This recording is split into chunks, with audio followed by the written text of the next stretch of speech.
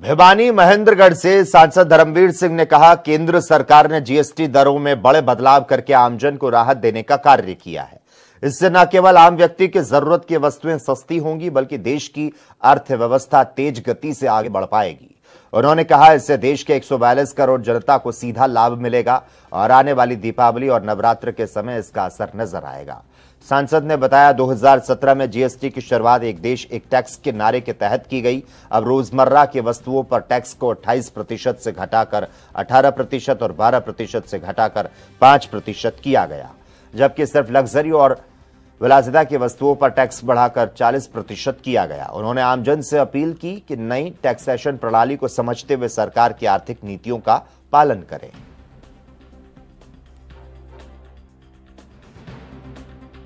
उस वक्त भी एक विचार किया गया, क्यों नहीं सारे देश का एक ही टैक्स की प्रणाली हो। लगातार कई साल तक ये गहन विचार होता रहा, स्टेट वाइज, सेंट्रल लेवल पर भी अपने अपने विचार भी आए। हकीकत ये है,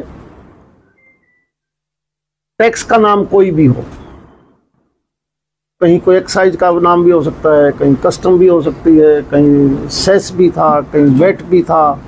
कई जगह तो कोई एक शहर से दूसरे शहर में जाने के लिए म्यूनसिपैलिटी भी टैक्स ले लेती थी। एक प्रदेश से दूसरे प्रदेश में कई प्रकार की टैक्स कलेक्ट करने की व्यवस्था थी, और वो टैक्स लोगों से इतना ज़्यादा जाता था, लेकिन जब सरकारी खजाने में आता सारा जोड़ के, तो उसकी मात्रा बहुत कम थी।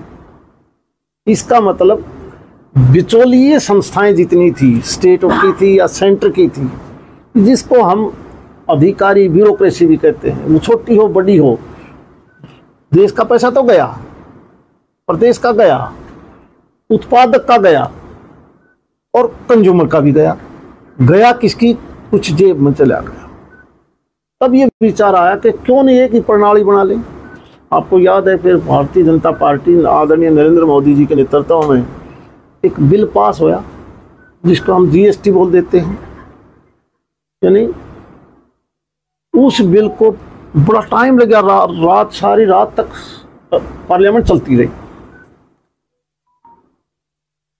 उसके बाद क्योंकि एक नई संस्था बनाई, उसमें धीरे धीरे कई मीटिंग होती रही कि एक बार जो किया है उसको धीरे धीरे अमेंड